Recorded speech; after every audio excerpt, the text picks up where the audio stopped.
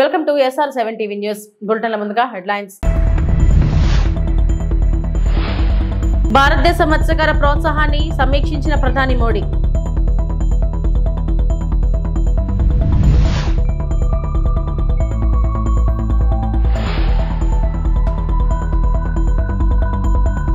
అమ్మనబ్రోలులో ఇటీవల హత్యకు గురైన వీరయ్య చౌదరి కుటుంబ సభ్యులను పరామర్శించిన మంత్రి నారా లోకేష్.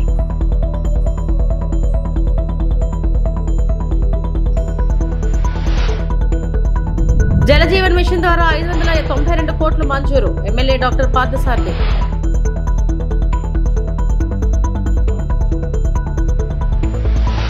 ప్రధానమంత్రి నరేంద్ర మోడీ అధ్యక్షత వహించిన ఉన్నత స్థాయి సమావేశం భారతదేశ మత్స్యరంగ పురోగతి మరియు భవిష్యత్ రోడ్ మ్యాప్ ను సమీక్షించింది. Deep sea fishing, blue economy మరియు సీ ఫుడ్ ఎగుమతులను పెంచడంపై ప్రత్యేక దృష్టి సారించారు.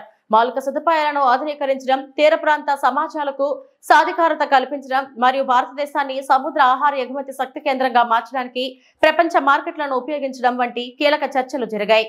ఈ చొరవ ఆత్మ నిర్భర్ భారత దార్శనికత మరియు బ్లూ ఎకానమీలో భారతదేశం యొక్క పెరుగుతున్న పాత్రకు అనుగుణంగా ఉంటుంది.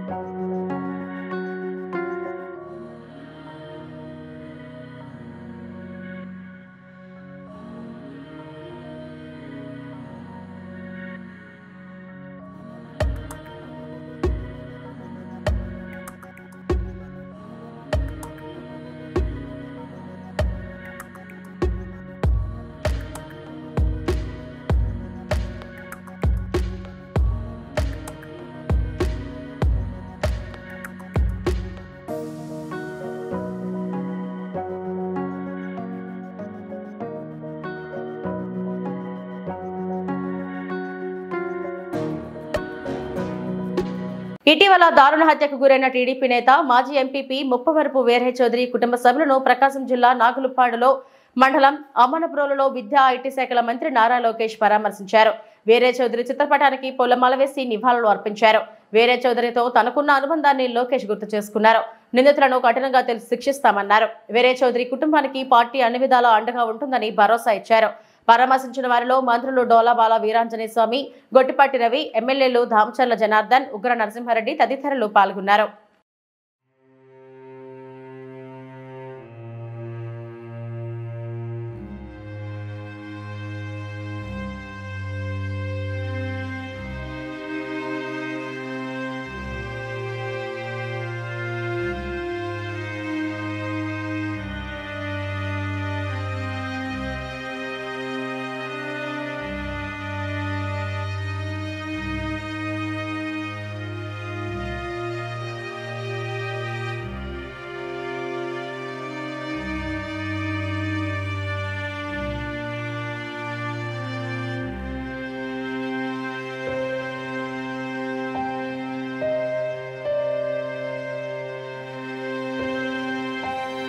జలజీవన్ మిషన్ ద్వారా 592 కోట్ల మంజూరు. కర్నూలు జిల్లా అదోని నియోజకవర్గంలో ఇవాళ ఎమ్మెల్యే డాక్టర్ పార్థసారథి మాట్లాడుతూ రాష్ట్రంలో 40 రిజర్వాయర్ నీళ్లు సంబంధించిన ప్రతిపాదనలు కేంద్రానికి సిఫార్సు చేయగా అందులో 8 మాత్రమే మంజూరయ్యాయి. ఇందులో కర్నూలు జిల్లా అదోనికి 1 మంజూరైంది. ఇది పులికనుము రిజర్వాయర్ అదోని 40 పంచాయతీల జనాభాకు ఇంటింటికి కొలాయి ద్వారా నీళ్లు ఇచ్చేందుకు 592 కోట్లు మంజూరైందని తెలిపారు. ఆదోని ప్రజలకి అలాగే మంత్రాలయం ప్రజలకి శుభవార్త చెప్పడానికి మిమ్మల్ని పిలిచాను. మనకు తెలుసు ఆదోని కానీ మంత్రాలయంలో ఉన్న ప్రజలు కూడా ఏ విధంగా మంచినీళ్ళకి ఇబ్బంది పడతా ఉంటారో. తాగడానికి వారం రోజులకు ఒకసారి వస్తుంది, 10 రోజులకు ఒకసారి వస్తుంది, 15 రోజులకు ఒకసారి వస్తుంది. నేను అసెంబ్లీలో పదే అరుస్తుండేవాడిని. ఈ రకంగా ఉన్న సమస్యకి ఒక పరిష్కారం చూపించే ప్రయత్నం జరుగుతుంది. జలజీవన్ మిషన్ ద్వారా అంటే కేంద్ర ప్రభుత్వం ఇంటింటికి స్వచ్ఛమైనటువంటి మంచినీటిని కొళాయి ద్వారా ఇప్పించేటువంటి ఈ పథకం ద్వారా దీనికి పరిష్కారం చూపించడానికి ఈరోజు ముందుకొచ్చాం. సాధారణంగా మంచినీళ్ళు అనేవి ఉపరితల వ్యవస్థ నుంచి రావాలి. అంటే పారే నీళ్లలో బయట భూమి పైనుంచి పారే నీళ్లు ఎప్పుడు తీయగా ఉంటాయి. అందుకనే మనము మన డ్యాముల్లో కానీ లేకపోతే చెరువుల మన కుంటల్లో కానీ లేకపోతే మా వచ్చే నీళ్ళని మనం తాగడానికి తీగా ఉన్నాయి అంటారు. అదే బోర్లో నీళ్లు చూడండి ఉప్పగా ఉన్నాయి, తాగడానికి పనికిరావు అంటారు.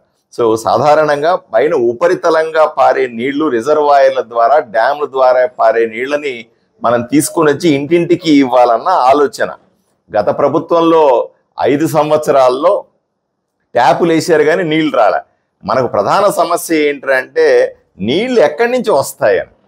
నీళ్లు ఇవ్వడానికి మనము కుళాయిలను ఏర్పాటు చేసుకోవచ్చు, లేదా పైపులను ఏర్పాటు చేసుకోవచ్చు, కానీ నీళ్ళు ఎక్కడి నుంచి తెస్తామన్నది మన ప్రధాన సమస్య. దీని మీదనే నేను ఎక్కువగా వర్కౌట్ చేస్తుండేవాడిని. దీన్నే వాటర్ గ్రిడ్ అని కూడా అని అంటారు. మనం ఇప్పుడున్న వ్యవస్థలో ఎస్ఎస్ ట్యాంకుల ద్వారా, అంటే సమ్మర్ స్టోరేజ్ ట్యాంకులు అక్కడక్కడ కట్టి దాని ద్వారా నీళ్ళు ఇచ్చే ప్రయత్నం చేస్తున్నాం. కానీ జనాభా పెరిగిపోయింది. 1995లో కట్టినటువంటి ఈ ఎస్ఎస్ ట్యాంకులు, దాని ద్వారా పైప్ లైన్ల వ్యవస్థ ద్వారా 2025 సంవత్సరానికిలో ఉన్న జనాభాకు నీళ్లు ఇవ్వలేము.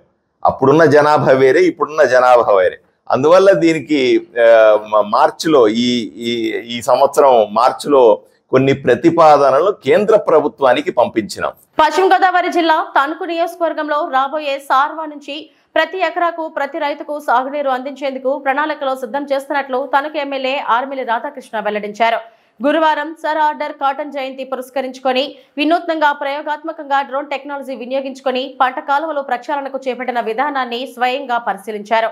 ఈ సందర్భంగా మండపాక పైడిపరు మడుగు డ్రైవ్ లోకి పేరుకుపోయిన గుర్రపు డెక్క కిక్కిస గురించి ప్రక్షాళన చేసేందుకు చేపట్టిన విధానం, ముందు పిచికారి విధానాన్ని ఆయన పరిశీలించి మాట్లాడారు. రాబోయే సార్వా నుంచి రైతులకు అన్ని సౌకర్యాలతో పాటు సంపూర్ణంగా సాగునీరు అందించే లక్ష్యంతో ముఖ్యమంత్రి చంద్రబాబు నాయుడు, ఉప ముఖ్యమంత్రి పవన్ కళ్యాణ్, రాష్ట్ర మంత్రి నారా లోకేష్, ప్రధానమంత్రి నరేంద్ర మోడీ ఆలోచనలకు అనుగుణంగా గతంలో ఎప్పుడూ లేని విధంగా టెక్నాలజీ వినియోగించుకొని పంట కాలువల్లో పేరుకున్న గుర్రపు డెక్క కిక్కస్ ను డ్రోన్ సాయంతో గుర్తించి మందు పిచికారీ చేసి నిర్మూలించేందుకు చర్యలు చేపట్టినట్లు చెప్పారు. తణుకు నియోజకవర్గంలో ఒక ప్రత్యేకమైనటువంటి కార్యక్రమాన్ని కూడా మేము తీసుకోవడం జరిగింది.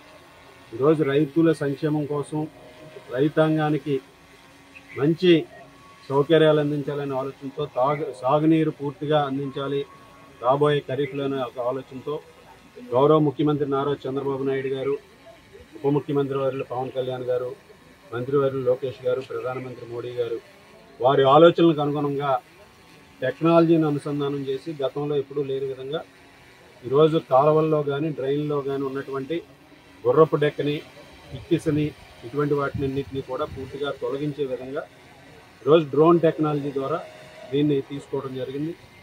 సింగపూర్కి చెందినటువంటి ఐపేజ్ యూఎం సిస్టమ్స్ అనే కంపెనీ ఈరోజు వారు వచ్చి ఇక్కడ ఒక ప్రయోగాత్మకంగా డ్రోన్ ద్వారా ముందుగా ఆ కెనాల్ని కానీ ఆ డ్రైన్ కానీ సర్వే చేసి ఎక్కడ ఏ విధంగా కిక్కిస్ కానీ గుర్రపు డెక్క ఉంది, ఎంత క్వాంటిటీ ఉంది, దానికి ఉన్న అడ్డంకులు ఏంటి అనేది సర్వే చేసి మ్యాపింగ్ చేసి, ఆ మ్యాపింగ్ అయిన తర్వాత దానికి సంబంధించినటువంటి ఆ వీడిని కానీ కిక్కిస్ని కానీ తొలగించడానికి కావాల్సినటువంటి మందుని స్ప్రే చేయడం జరుగుతుంది. ఇందులో 2 డ్రోన్ సర్వీసెస్ ఉపయోగించుకుంటున్నాం. ఒకటి సర్వే చేసి ఆ కెనాల్ని, డ్రైన్ని దాంట్లో ఏ విధంగా ఉందనేది మ్యాపింగ్ చేయడం కోసం, 2 సర్వే అయిన తర్వాత మందు పిచికారీ చేయడం. సో దీనివలన టైము ఆదా అవుతుంది, పని కూడా పూర్తిగా మనం అనుకున్న విధంగా సమర్థవంతంగా జరుగుతుంది. ఈరోజు ఆ విధంగా ఈ కార్యక్రమాన్ని తీసుకుని ఇక్కడ ఈ డ్రోన్ ద్వారా చాలా ఫాస్ట్గా దీన్ని కంప్లీట్ చేసుకోవచ్చు. దాదాపు 3 కిలోమీటర్లు దీన్ని సర్వే చేసి స్ప్రే చేయడానికి దాదాపు 10 నిమిషాల లోపు పూర్తయిపోతుంది 2 కార్యక్రమాలు కూడా. ఆ విధంగా దీంతో సమయం ఆదా అవుతుంది. అలాగే ఈరోజు నీటి సంఘాలు కూడా ఏర్పరిచి గౌరవ ముఖ్యమంత్రి చంద్రబాబు నాయుడు గారు ముఖ్యమంత్రి అయిన తర్వాత గత ప్రభుత్వం నిర్లక్ష్యం చేసినటువంటి వ్యవస్థలన్నింటినీ కూడా ఏ విధంగా ఈరోజు అన్నీ కూడా గాడిలో పెట్టే విధంగా చేస్తున్నారు. అదేవిధంగా నీటి సంఘాల ఎన్నికలు నిర్వహించి ఈ కాలువలు, డ్రైనేజీల మెయింటెనెన్స్ అంతా నీటి సంఘాలకి అప్పచెప్పడం జరిగింది. ఆ విధంగా ఈరోజు నీటి సంఘాల ద్వారా ఈ కార్యక్రమాన్ని కూడా తీసుకుని తణుకు నియోజకవర్గంలో ఉన్నటువంటి ఈ కాలువల్ని, డ్రైనేజీలన్నింటినీ కూడా ఈ డ్రోన్ ద్వారా, ఎందుకంటే మాన్యువల్గా చేయాలంటే ఈరోజు కెనాల్లో కానీ డ్రైన్లో కానీ మధ్యకెళ్ళి స్ప్రే చేయాలంటే చాలా కష్టతరమైనటువంటి పని, సమయం కూడా ఎక్కువ తీసుకుంటుంది. దీని ద్వారా ప్రతి కార్నర్లోనూ కూడా దాదాపు 90% వరకు కూడా మనం రీచ్ అయ్యి దాన్ని ఎరాడికేట్ చేసే విధంగా చేసే అవకాశం ఉంది కనుక అనకాపల్లి మహిళా పోలీస్ స్టేషన్ లో నూతన ఫ్యామిలీ కౌన్సిలింగ్ సెంటర్లు ప్రారంభించిన జిల్లా ఎస్పీ తుహిన్ సిన్హా. ఈ సందర్భంగా మీడియాతో మాట్లాడిన జిల్లా ఎస్పీ, మహిళా సంబంధిత కేసులు, మహిళలపై అఘాయిత్యాలు, కుటుంబ తగాదా కేసులకు సంబంధించి సుప్రీంకోర్టు గైడెన్స్ ప్రకారం మొదట కౌన్సిలింగ్ ను నిర్వహిస్తున్నామన్నారు. అనంతరం ఫిర్యాదుల ఆధారాలను బట్టి క్రిమినల్ కేసులు నమోదు చేస్తున్నాం. కౌన్సిలింగ్ కోసం ఇప్పటికే మహిళా పోలీసులకు ఇప్పించి వారితోనే కౌన్సిలింగ్ నిర్వహిస్తున్నామన్నారు. రాష్ట్ర ప్రభుత్వం ప్రారంభించిన శక్తి యాప్ పై అవగాహన కల్పించి మహిళలందరూ శక్తి యాప్ రిజిస్ట్రేషన్ చేసుకునేలా అవగాహన కల్పిస్తున్నామన్నారు. ఎక్కడైనా ఎవరైనా మహిళలపై అఘాయిత్యాలు జరిగితే శక్తి యాప్ ద్వారా NOS కాల్ చేస్తే కంట్రోల్ రూమ్ కు వచ్చిన సమాచారంతో తక్షణం సంఘటన స్థలానికి సిబ్బంది చేరుకొని మహిళలను రక్షించే ఏర్పాట్లు చేశామన్నారు. ఇప్పటికే అనకాపల్లి జిల్లా వ్యాప్తంగా 39 శక్తి టీంలు ఏర్పాటు చేశాం. నిత్యం స్కూల్స్, కాలేజీలు, బస్టాండ్ వద్ద ఉండే విద్యార్థినులు మహిళలతో మాట్లాడి వాళ్ళు ఏమైనా టీజింగ్ వేధింపులు లాంటివి ఎదుర్కొంటున్నారేమో అని ఆరా తీస్తున్నారు. ఇప్పటికే మహిళా చట్టాలపై మొదటి విడతగా జిల్లాలో చాలా వరకు గ్రామాల్లో అవగాహన కార్యక్రమాలు చేపట్టామన్నారు. ఈరోజు మహిళా పోలీస్ స్టేషన్లో ఇది మహిళా కౌన్సిలింగ్ సెంటర్ రెనోవేషన్ చేసి ఈరోజు ఇనాగ్రేషన్ చేయడం జరిగింది. For that thank CI women police station Chandrasekhar, DSP women police station Srinivasulu garu for their commitment in renovating the women counselling centre. ముఖ్యంగా ఉద్దేశం ఏమంటే మన అన్ని women related cases, crime against women 498A domestic harassment కేసెస్కి సుప్రీంకోర్టు గైడ్లైన్స్ ప్రకారం first కౌన్సిలింగ్కి పంపిస్తున్నాము for giving them a chance of reconciliation. దీనికి సంబంధించి ఇది అన్ని cases, at least near by cases మన మహిళా పోలీస్ స్టేషన్కి రెఫర్ చేసుకుంటున్నాము. అండ్ మహిళా పోలీస్ స్టేషన్లో మన ఆఫీసర్స్ అండ్ కౌన్సిలర్స్తో పాటు ఈ husband, wife, family members, village elders అందరూ సమక్షంలోనే ఇది కౌన్సిలింగ్ జరుగుతూ ఉంది. ఇది డేటా చూసుకుంటే 2024లో టోటల్ 667 పెటిషన్స్ మనకి రిసీవ్ అయింది. అందులో 2064 రౌండ్స్ ఆఫ్ కౌన్సిలింగ్ మన మహిళా పోలీస్ స్టేషన్లోనే చేయడం జరిగింది. అందులో సక్సెస్ఫుల్గానే 547 కపుల్స్కి రికన్సిలియేషన్ కూడా చేయడం జరిగింది. That is the success of మహిళా పోలీస్ స్టేషన్. ఇంకా 2025లో ఇంకా మనం అన్ని కేసెస్ విదౌట్ ఎక్సెప్షన్స్ మహిళా పోలీస్ స్టేషన్ కౌన్సిలింగ్ కోసం పంపిస్తున్నాము. ఇప్పుడు వరకు 227 పెటిషన్స్ మనకి రిసీవ్ అయింది. ఇందులో 837 కౌన్సిలింగ్ సెషన్స్ కండక్ట్ చేయడం జరిగింది by our officers, women officers as well as counsellors. ఇందులో 172 కపుల్స్కి రికన్సిలియేషన్ చేయడం జరిగింది and now they are living happily. ఇంకా లోకల్ పోలీస్ స్టేషన్స్ ద్వారా మన ఇది కూడా ఇన్స్పెక్షన్స్ ఇవ్వడం జరిగింది. ఈ కౌన్సిలింగ్ అయిపోయిన తర్వాత వాళ్ళు హౌసెస్లో రెగ్యులర్గానే విజిట్ చేసి ఒకసారి వెరిఫై చేసుకుంటారు అంత బాగానే ఉందా లేదా, ఉమెన్తో మాట్లాడమని చెప్తున్నాము. దాని మీద కూడా మనం కంప్లైన్స్ రిపోర్ట్ తీసుకుంటున్నాము. ఏదైనా ఇష్యూస్ ఉంటే మళ్ళీ మనం కౌన్సిలింగ్ పెట్టిస్తాం, లేకపోతే ఫర్దర్ క్రిమినల్ యాక్షన్ కూడా తీసుకోవడం జరుగుతుంది. ఏపీలో గంజాయి, మాదక ద్రవ్యాల నియంత్రణకు ప్రభుత్వం ఎన్ని రకాల చర్యలు తీసుకుంటున్నప్పటికీ గంజాయి అక్రమ రవాణా యథేచ్ఛగా కొనసాగుతుంది. తాజాగా అనకాపల్లి జిల్లా నక్కపల్లి మండలం వేంపాడు టోల్ ప్లాజా వద్ద 2 వ్యక్తులు గంజాయితో పోలీసులకు పట్టుబడ్డారు. నక్కపల్లి పోలీస్ సిబ్బంది వేంపాడు టోల్ ప్లాజా వద్ద వాహన తనిఖీలు చేస్తుండగా వారిని చూసి పరారయ్యేందుకు యత్నించిన 2 వ్యక్తులను అదుపులోకి తీసుకున్నారు. వారి వద్దనున్న 2 బ్యాగులను తనిఖీ చేసి 12 కేజీల గంజాయి స్వాధీనం చేసుకున్నారు. నిందితులను అరెస్టు చేసి రిమాండ్కు తరలిస్తున్నట్లు నక్కపల్లి ఇన్స్పెక్టర్ కుమారస్వామి మీడియాకు వెల్లడించారు. ఈరోజు మార్నింగ్ సుమారు 10 గంటల సమయంలో నక్కపల్లి మండలం ఎస్ఐ గారికి, శనిబాబు ఎస్ఐ గారికి ఇల్లీగల్గా గాంజా ట్రాన్స్పోర్ట్ చేస్తుందని ఇన్ఫర్మేషన్ రావడం జరిగింది. ఆ ఇన్ఫర్మేషన్ బేస్ చేసుకుని వేంపాడు టోల్ ప్లాజా దగ్గర వెహికల్ చెకింగ్ కండక్ట్ చేయడానికి వెళ్తుండగా పోలీసు వారిని చూసి ఒక 2 వ్యక్తులు బ్యాగులతో గాంజా పట్టుకొని పారిపోవడానికి ప్రయత్నించడం జరిగింది. వాళ్ళ సిబ్బంది సహకారంతో వాళ్ళని అరెస్ట్ చేయడం, అప్రహెండ్ చేయడం జరిగింది. చేసి వాళ్ళని చెక్ చేయగా వాళ్ళ దగ్గర నుంచి ఒక 12 కేజీస్ గాంజా సీజ్ చేయడం జరిగింది. అందులో 2 ముద్దాను కూడా అరెస్ట్ చేయడం జరిగింది. వాళ్ళు మున్ని వెంకట అప్ప, ఆయన బెంగళూరుకి సంబంధించిన వ్యక్తి. ఇంకొకరు కుప్పమట్టు అనే అతను ఈ తేనె డిస్ట్రిక్ట్, తమిళనాడుకి సంబంధించిన వ్యక్తి. ఈయనకి ఎర్లియర్ తమిళనాడు స్టేట్లో ఒక గాంజా కేసు కూడా ఉంది. బెంగళూరు అతను వెంకటప్ప గారికి, అంటే వెంకటప్పకి ఒక మర్డర్ కేసు కూడా ఉంది. ఆయన కన్వెక్షన్ కూడా ఒక లైఫ్ కన్వెక్షన్ వచ్చింది. ఆయన శిక్ష కూడా అనుభవించుకుని వచ్చి గాంజా బిజినెస్ స్టార్ట్ చేశాడు. ఎర్లేరు కూడా మన నర్సీపట్నం వైజాగ్ ఇక్కడికి వచ్చి గాంజా తీసుకెళ్ళినట్టు మనకు సమాచారం ఉంది. వాళ్ళని ఈరోజు ఎస్ఐ గారు అరెస్ట్ చేసి ఈరోజు రిమాండ్ కూడా పంపించడం జరిగింది. సార్ వీళ్ళు ఎక్కడి నుంచి ఎక్కడ తరలిస్తున్నారు? వీళ్ళు బెంగళూరు తరలిస్తున్నారు. ఈ సోర్స్ అంటే ఇంకా సోర్స్ మనకి ఎక్కడి నుంచి వచ్చిందని చెప్పి కరెక్ట్ అయిన ఇన్ఫర్మేషన్ లేదు. కొంతవరకు కాల్ డేటా అనాలిసిస్ చేస్తే కానీ మాకు ఇన్ఫర్మేషన్ తెలియదు. మాకైతే కొన్ని క్లూస్ ఉన్నాయి, దాన్ని బేస్ చేసుకొని ఆరిజిన్ అయితే తప్పకుండా పడుతుంది. పశ్చిమ గోదావరి జిల్లా నర్సాపురం మండలం రస్తుంబాద డ్రైన్ పై ఆక్రమణలు తొలగించి డ్రైన్ లో మట్టి పూడిక పనులు చేపట్టాలంటూ 3 గ్రామాల రైతులు ధర్నాకు దిగారు. గ్రామం నుంచి నరసాపురం సబ్ కలెక్టర్ కార్యాలయం వరకు ప్రదర్శనగా వెళ్లి అక్కడ కొద్దిసేపు ధర్నా చేసి ఏవోకు వినతి పత్రం అందించారు. డ్రైన్ సుమారు 3 కిలోమీటర్ల ఆక్రమణలకు గురైందని వెంటనే వాటిని తొలగించి డ్రైన్ పూడిక పనులు చేపట్టాలని ఆర్డీఓకు విన్నవించారు. ఆక్రమణదారులకు పట్టాలిచ్చిన ఆ స్థలాల్లో ఇల్లు కట్టుకోకుండా డ్రైన్ కు ఇరువైపులా నివాసాలు ఏర్పాటు చేసుకున్నారని ఆర్డీఓకు ఫిర్యాదు చేశారు. వీటిని తొలగించి తవ్వక పనులు చేపట్టకపోవడం వల్ల కొద్దిపాటి వర్షానికి పంట చేలు మునిగిపోతున్నాయని వాపోయారు. ఈ కారణంగా సుమారు 3000 ఎకరాల్లో మొదటి పంటను సాగు చేయలేకపోతున్నామని ఆర్డీఓకు విన్నవించారు. తక్షణం పూడిక పనులు చేపట్టాలని కోరారు. 6 సంవత్సరాల నుంచి పడుతున్న బాధలు రైతులు ఆదుకోవాలి. ఆక్రమణ తొలగితే వెంటనే తవ్వాలి. 400 ఎకరాల రైతులను ఆదుకోవాలి. 6 సంవత్సరాల నుంచి పడుతున్న రైతుల్ని ఆదుకోవాలి. కూటమి ప్రభుత్వం వెంటనే తవ్వు ప్రారంభించాలి.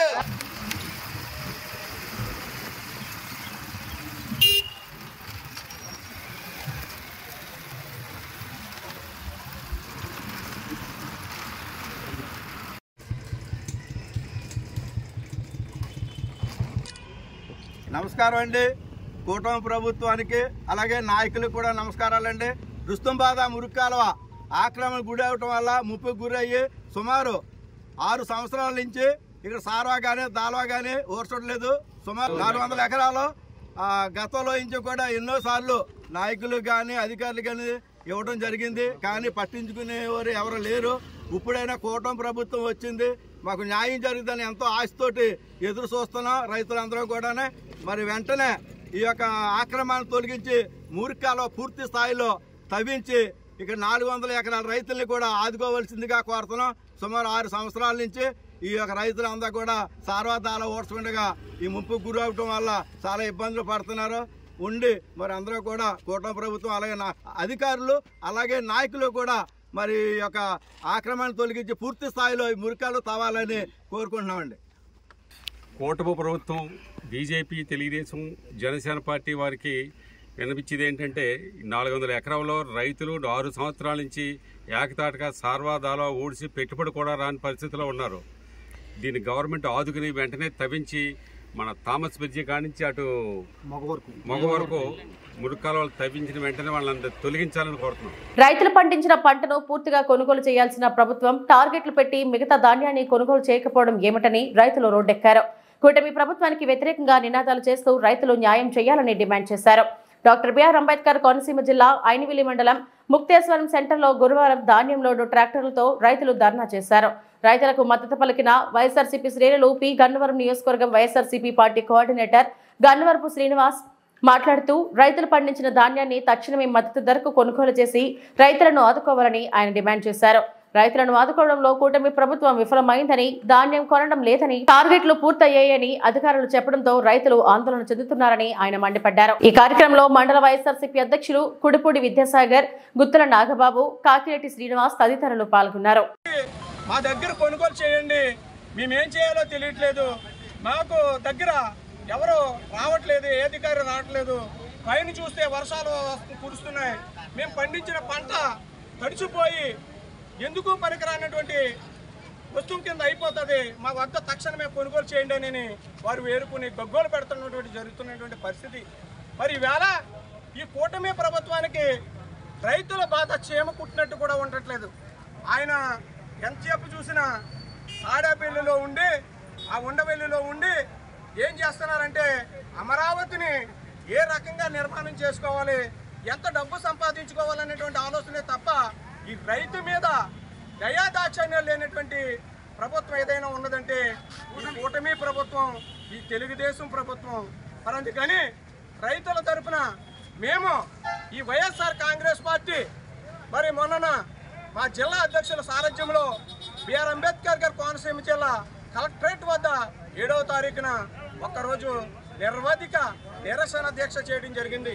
మరి రాబోయే కాలంలో రైతుల తరపున మేము అవసరమైతే ఆమరణ నిరాహార దీక్ష కూడా దిగి ప్రతి గింజ కొనేదాకా లాస్ట్ వరకు కూడా ప్రతి గింజ కొనేదాకా కూడా మేము ఉద్యమిస్తామని, వారికి వెన్నంటే ఉంటామని, వెండుదండిగా ఉంటామని, ప్రతి గింజ కొనుగోలు చేసి వారికి సరైనటువంటి మద్దతు ధర కల్పించి రైతును ఆదుకోవాలని డిమాండ్ చేస్తున్నాం వైఎస్ఆర్ కాంగ్రెస్ పార్టీ తరఫున. ధాన్యానికి గిట్టుబాటు ధర వెంటనే, ధాన్యానికి గిట్టుబాటు ధర వెంటనే, రైతుల పట్ల కూడా మీ ప్రభుత్వం వైఖరి. ఆంధ్రప్రదేశ్ మున్సిపల్ వర్కర్స్ యూనియన్ పిలుపు మేరకు ఆదోనిలో ఈ రోజు మున్సిపల్ ఆఫీస్ ముందు నిరసన కార్యక్రమం చేపట్టడం జరిగింది. కార్యక్రమాలు ముఖ్య ఉద్దేశం 15 సంవత్సరాలుగా పనిచేస్తున్న వర్కర్స్ ని రెగ్యులర్ చేయాలి. టెక్నికల్ వర్కర్స్ కు 29,000 రూపాయల వేతనాన్ని, టెక్నికల్ వర్క్ 24,500 రూపాయల వేతనాన్ని ఇవ్వాలి. ప్రభుత్వ సంక్షేమ పథకాలు అమలు చేయాలి. ఉద్యోగంలో చనిపోయిన వారికి కుటుంబంలో ఒకరికి ఉద్యోగం ఇవ్వాలి. ఎక్స్గ్రేషియా ప్రకటించాలి అని డిమాండ్ చేశారు. ఈ కార్యక్రమంలో సోమన్న, పీరా, అహ్మద్, కర్రెప్ప, కైలాష్, పాషావలి, కలందర్ తదితరులు పాల్గొన్నారు. సమాన పనికి సమాన వేతనం, సమాన పనికి సమాన వేతనం, సమాన పనికి సమాన వేతనం ఇవ్వాలి, ఇవ్వాలి. నమస్కారములు. మొన్న జరిగినటువంటి మన అధికారులతో సమావేశమైనారు. భవిష్యత్తు కార్యాచరణ కోసం మనం స్టేట్ వైడ్గా అన్ని మున్సిపాలిటీ 126 మున్సిపాలిటీలో సమ్మెకు మద్దతుగా మన ఆదోని పట్టణం తరఫు నుంచి మేము కూడా నిరసన కార్యక్రమం చేస్తున్నాము. మనం అడిగే డిమాండ్స్ను ప్రభుత్వం స్థానికులుగా స్పందించి మన కోరికలు న్యాయమైనవి నెరవేరుస్తారని ఆశిస్తున్నాము. మనకు 21వ తేదీన మళ్ళా మన చర్చలకు పిలిచడం జరిగింది అధికారులు. దాంట్లో మనం సాధించుకుంటున్నామని కోరుతున్నాము. మన డిమాండ్స్ ముఖ్యంగా వచ్చేసి 29,000 రూపాయలు టెక్నికల్కు, నాన్ టెక్నికల్ 24,000 రూపాయలు, 15 సంవత్సరాలు పైబడిన వారికి రెగ్యులర్ చేయాలి. అలాగే రిటైర్మెంట్ వయసు 60 సంవత్సరాల నుండి 62 సంవత్సరాలకు పెంచాలి. మన దాంట్లో చనిపోయిన కార్మికులకు 10,000 ఎక్స్గ్రేషియా ఇవ్వాలి. కుటుంబంలో ఒకరికి ఉద్యోగం కల్పించాలి. ఈఎస్ఐ, ఈపీఎఫ్ ద్వారా మనకు ప్రతి నెల దాంట్లో జమ చేయాలి. నిత్యావసరాల ధరలు పెరిగిన కారణంగా మనకు చాలా జీతాలతో 13,000 రూపాయల 67 రూపాయలు వస్తుంది కట్టయి జీతము. ఈ ప్రతి కార్మికుల కుటుంబ పోషణకు చాలా ఇబ్బందిగా ఉన్నది. ప్రస్తుత ధరల అనుగుణంగాను మనకు కావాల్సిన ప్రతిరోజు పాలు కానీ, పండ్లు కానీ, తినడానికి నిత్యావసరాలు కానీ ధరలు చూస్తే ఆకాశానికి ఉన్నాయి. మన జీతాలు చూస్తే అక్కడక్కడే ఉన్నాయి. దయచేసి ఇవన్నీ పరిశీలించి కమిటీ ఏర్పరిచారు స్టేట్ గవర్నమెంట్ నుంచి 9 మందిని. వారు మా కార్మికులకు అర్థం చేసుకొని మా కుటుంబాలకు మా భవిష్యత్తు తరాలు పిల్లలకు చదివించుకోవడానికి కూడా చాలా ఇబ్బందిగా ఉంది. మనకు సంక్షేమ పథకాల ద్వారా పిల్లలకు తల్లి వందనం కానీ, ఇంకా వచ్చే సంక్షేమ పథకాలు అన్నీ మనకు రేషన్ కార్డు కానీ అన్నీ అందిస్తే మనకు కూడా కుటుంబంలో చాలా ఇప్పుడు తల్లికి పింఛన్ లేదు అంటే ఎంత బాధ అవుతుంది చెప్పండి. వచ్చే మాకు 13,000 రూపాయల్లో తల్లికి పింఛన్ లేదు, కట్ చేసేస్తున్నారు. ఎందుకంటే మా గవర్నమెంట్ ఎంప్లాయీస్ అని చూపిస్తున్నారు. అయ్యా, మా గవర్నమెంట్ ఎంప్లాయీస్ ఉంటే సమాన పనికి సమాన వేతనం రెగ్యులర్ ఎంప్లాయీస్కి ఎట్లా ఇస్తున్నారు? వాళ్ళకన్నా ఎక్కువనే పని చేస్తున్నాము, అయినా వాళ్ళు కించపరచడం లేక రెగ్యులర్ ఎంప్లాయీస్కు. దయచేసి మమ్మల్ని కూడా గుర్తించి గవర్నమెంట్ రేపు రాబోయే చర్చల్లో మా కార్మికుల బాధ అర్థం చేసుకొని మనం అనుకున్న జీతం 29,500గా 24,000 రూపాయలుగా కోరుచున్నాము. దయచేసి మా కార్మికుల సమస్యలు పరిష్కరించాలని 21వ తేదీ ఈ మీడియా మిత్రుల ద్వారా మనకు కోరడం అనేది. ఈ బులెటిన్ ఇంతటితో సమాప్తం. నమస్తే.